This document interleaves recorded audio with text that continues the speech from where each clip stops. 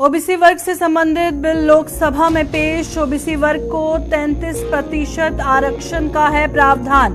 प्रतियोगी परीक्षाओं में घोटालों पर भी सख्त हुई सरकार।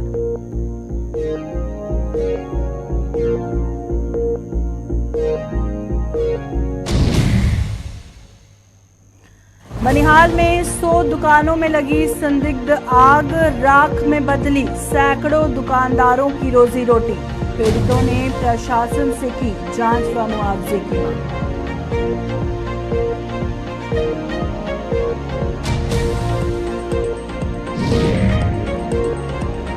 नेशनल कॉन्फ्रेंस के सेंट्रल जोन की होगी बैठक। लोकसभा चुनावों की तैयारियों पर मंथन तेज। उमर अब्दुल्ला आएंगे जम्मू संभाग के दौरे पर।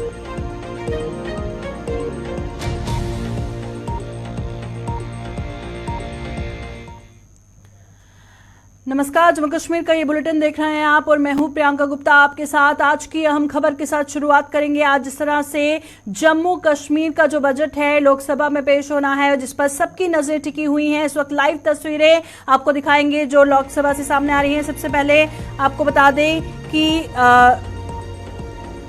संसद की कार्रवाई जारी है और जिस तरह से आज 1 फरवरी को केंद्र सरकार ने अपना अंतरिम बजट पेश किया था, वहीं आज जम्मू कश्मीर के लिए वित्त वर्ष साल 2024-25 का अंतरिम बजट संसद में पेश किया जा रहा है। और आज जिस तरह से पेश होना है, जो मेन अपडेट इस वक्त सामने आ रहा है, ओबीसी वर्ग से संबंधित बिल लोकसभा में पेश किया गया है और ओबीसी वर्ग को 33% आरक्षण का प्रावधान है और प्रतियोगी परीक्षाओं में घोटालों पर भी जो सरकार है वो सख्त हुई है।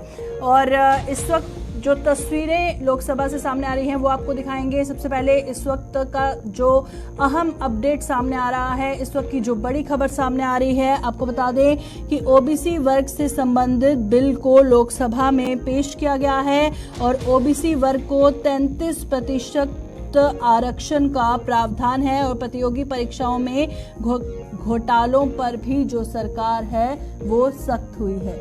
और आज का जो जम्मू कश्मीर का वित्त वर्ष का 2024-25 का अंतरिम बजट पेश हो रहा है, तस्वीरें देखिए। माननीय मंत्री जी विधेयक को प्रस्तावित करें। महोदय, मैं विधेयक प्रस्तावित करता हूं। जिन माननीय अधिनियम 377 के अधीन मामलों को उठाने की अनुमति प्रदान की गई है, वे अपने विषयों के अनुमोदित पाठों को 20 मिनट के अंदर व्यक्तिगत रूप से सभा पटल पर रख दें। आइटम नंबर 22, राष्ट्रपति जी के अभिभाषण पर धन्यवाद प्रस्ताव। श्री श्रीरंग अप्पा बारने जी।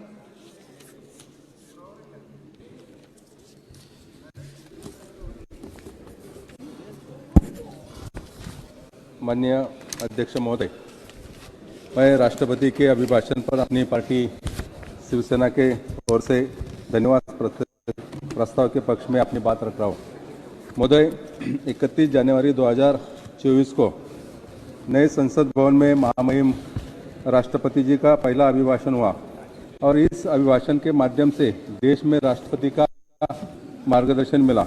महोदय, जब नए संसद भवन में संसद का पहला सत्र शुरू हुआ, उसमें देश के महिलाओं के हित में एक ऐतिहासिक निर्णय लेते हुए नारी शक्ति वंदन अधिनियम कानून बनाया और लोकसभा तथा देश के विधान सभाओं में महिलाओं को 33% का आरक्षण प्रदान कर नए युग का आरंभ किया गया। इसके लिए माननीय प्रधानमंत्री जी और सरकार को मैं धन्यवाद देना चाहता हूँ। महोदय, 16वीं और 17वीं लोकसभा में जब से देश में माननीय प्रधानमंत्री के नेतृत्व में सरकार बनी है, देश हर कदम प्रगति और बढ़ाए। इस सरकार के द्वारा देश हित में किए गए निर्णय के लिए देश से जिन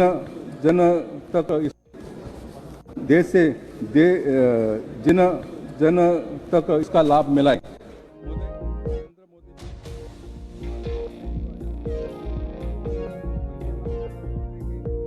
तो जिस तरह से इस वक्त ताज़ा तस्वीरें, लाइव तस्वीरें आप अपनी स्क्रीन पर देख रहे थे। आपको बता दें कि ओबीसी वर्ग से संबंधित आज लोकसभा में बिल पेश किया गया है और ओबीसी वर्ग को 33% आरक्षण का प्रावधान है और प्रतियोगी परीक्षाओं में घोटालों पर भी जो सरकार है वो सख्त नजर आ रही है। आज जो जिस तरह से जम्मू कश्मीर का जो बजट पेश होना है उस पर सबकी नजरें टिकी हुई हैं और ओबीसी वर्ग से संबंधित बिल लोकसभा में पेश हुआ है और इसी के साथ कौन कौन से ऐसे सेक्टर्स हैं जिस पर फोकस किया जाएगा उस पर सभी की नजरें हैं। आपको ये बता दें कि केंद्रीय वित्त मंत्री निर्मला सीतारमण ये आज बजट पेश करेंगी और जम्मू कश्मीर का ये लगातार 5वां बजट होगा और साल 2019 में जम्मू कश्मीर को केंद्र शासित प्रदेश बनाया गया था, जिसके बाद लगातार सभी बजट संसद में पेश हो रहे हैं और पिछले 5 सालों की अगर बात करें ये पहली बार होगा जब जम्मू कश्मीर का बजट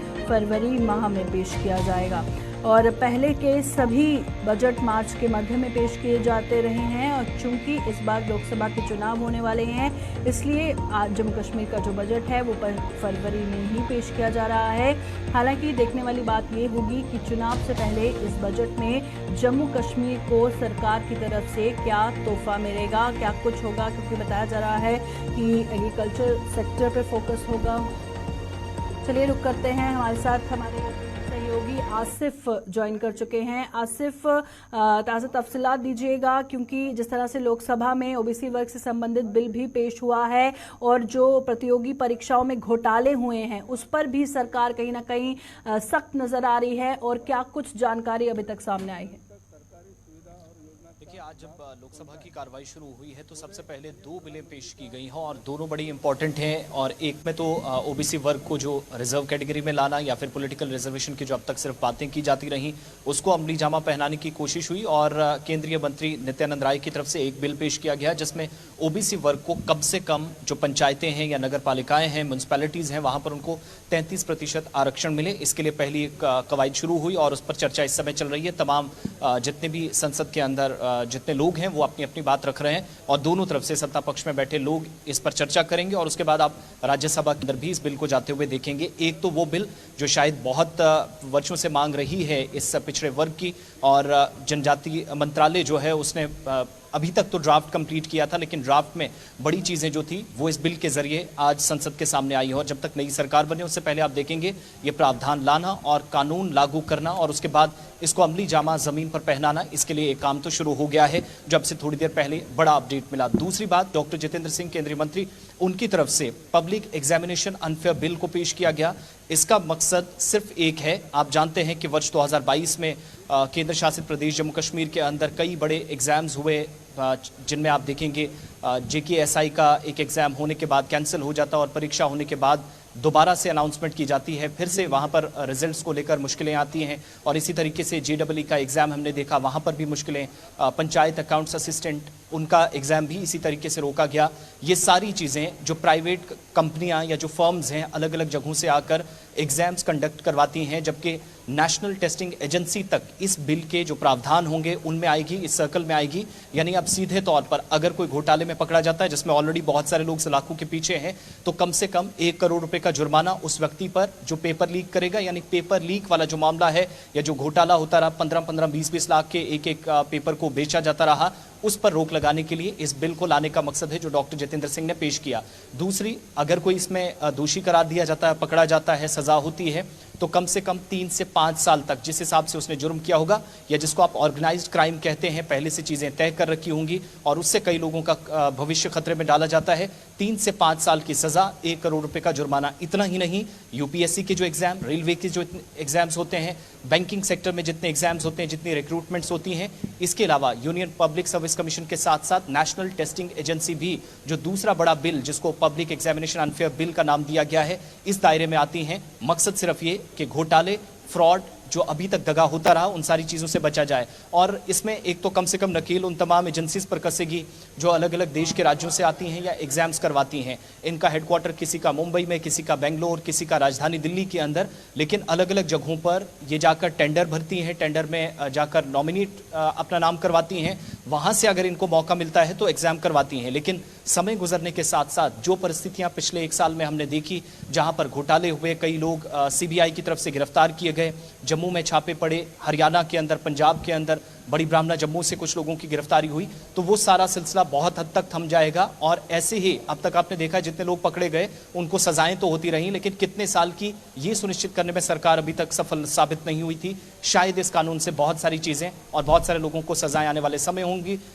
दूसरी ओबीसी वर्ग की जहां तक बात है तो उनकी भी 30-35 वर्षों पुरानी जो मांग रही है वो आज इस बिल के जरिए पूरी होने जा रही है। प्रियंका, चलिए, बहुत बहुत शुक्रिया आसिफ ज्वाइन करने के लिए। जिस तरह से जम्मू कश्मीर में ओबीसी वर्ग को मिले 33% आरक्षण से संबंधित बिल आज संसद में पेश किया गया है। इसके अलावा प्रतियोगी परीक्षाओं में होने वाले घोटालों पर नकेल कसने के लिए भी सख्त कदम उठाए जाएंगे और इसके लिए अब आरोपियों को 10 साल की सजा दी जाएगी और साथ ही साथ जुर्माने का प्रावधान भी रखा गया है। और इस खबर पर जिस तरह से आसिफ विस्तार से जानकारी दे रहे थे, तो चलिए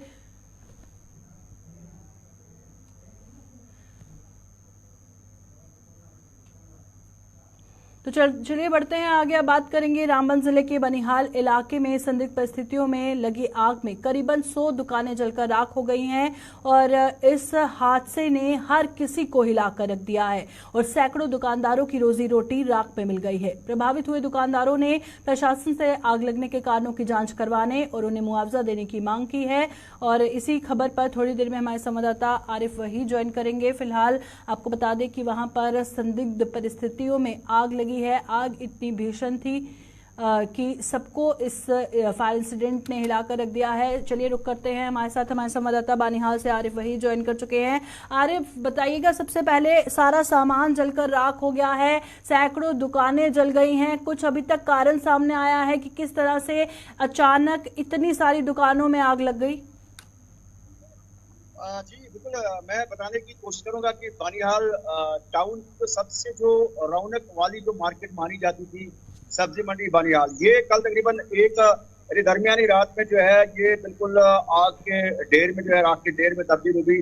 और कहीं न कहीं पे सभी लोगों को जो है इस पर काफी ज्यादा दुख है कि यहाँ पे सबसे पहले अगर मैं बताने की कोशिश करूंगा कि यहाँ पर ये गरीबी की सतह से नीचे जिंदगी गुजारने वाले लोग जो है ये काम करते थे और इसमें इनकी रोजी रोटी जो है वो इसी पर जो है वो टिकी हुई थी। और कहीं न कहीं पे इनको जो है काफी ज्यादा यहाँ पे नुकसान हो गया। एडमिनिस्ट्रेशन की बात करें तो वो भी यहाँ पे मौके पर है, ये असेसमेंट लगाने की कोशिश कर रहे हैं कि कितना तकमीना, लेकिन कम से कम जो हमारे पास एदाद शुमार है तकरीबन 100 के करीब ये जो सब्जी या इसके साथ में जो छोटी छोटी जो किराना की शॉप की जो मजबूत तरह से जो बनाई गई थी, टीन वगैरह इनके ऊपर शीट उस तरह से ये बनाई गई थी।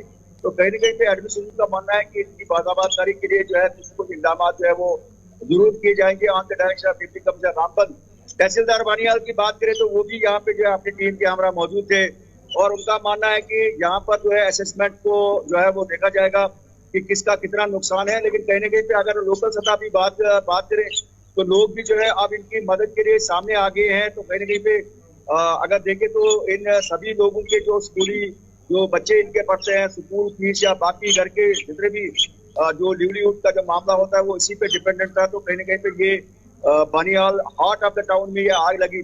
अगरचे फायर ब्रिगेड का अमला भी जो है टाइम पे जो है उसने पहुंचने की कोशिश की, लेकिन नुकसान जितना होना था तो वो तो कहीं न कहीं पे ग्राउंड पे जो है वो नुकसान दिखता है, क्योंकि कल फ्रीजिंग वाला एटमॉस्फेयर पूरे एरिया में था। लिंक रोड या बाकी रोड जो है वो भी फ्रीज हो चुके थे, जिसके चलते जो है लोगों ने पैदल अप्रोच किया। तो कहीं ना कहीं पे 100 के करीब ये दुकानें जो है ये जो फड़ी की शेप पे थे, लेकिन मजबूत तरह की ये दुकानें बनी हुई थी, ये राख के ढेर में तब्दील हो गई। बिल्कुल, बहुत बहुत शुक्रिया आरिफ ज्वाइन करने के लिए। आरिफ वहीद हमारे साथ ज्वाइन किए हुए थे, जो बता रहे थे कि अचानक से इतनी सैकड़ों दुकानों में जो आग लग गई है उसकी वजह से जो सारा सामान जलकर राख हुआ है, सारे जो दुकानदार हैं परेशान हैं और उनकी रोजी रोटी इस तरह अचानक छिन गई है। आप अंदाज़ा लगा सकते हैं कि इस वक्त क्या बीत रही होगी उन पे, जो अचानक से आग लगने से सारा सामान उनका जलकर राख हो गया है।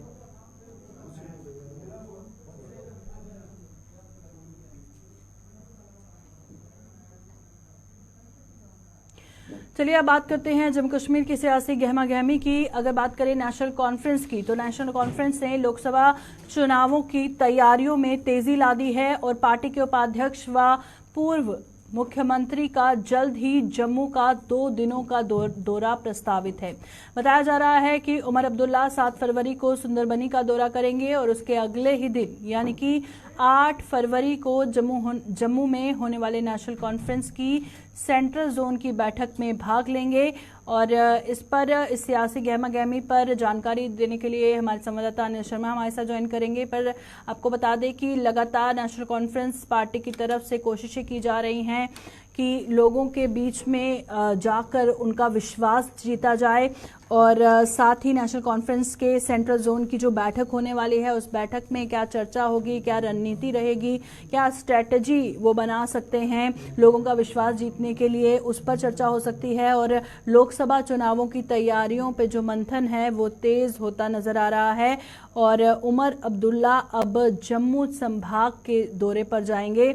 जम्मू संभाग के दौरे पर उमर अब्दुल्ला जाने वाले हैं और नेशनल कॉन्फ्रेंस के सेंट्रल जोन की जो बैठक है वो भी होगी। लोकसभा चुनावों की तैयारियों पर मंथन तेज हो चुका है और लगातार कोशिशें जारी हैं नेशनल कॉन्फ्रेंस की भी तरफ से और बाकी पॉलिटिकल पार्टीज भी अपना ग्राउंड बनाने की जो कोशिशें कर रही हैं लगातार, उसे लेकर जम्मू कश्मीर की जो सियासी गहमा गहमी तेज हो गई है। लोकसभा चुनावों की तैयारियों पर मंथन तेज करती तमाम पॉलिटिकल पार्टीज नजर आ रही हैं और नेशनल कॉन्फ्रेंस के सेंट्रल जोन की जो अहम बैठक होने वाली है उसके बारे में भी जानकारी देंगे।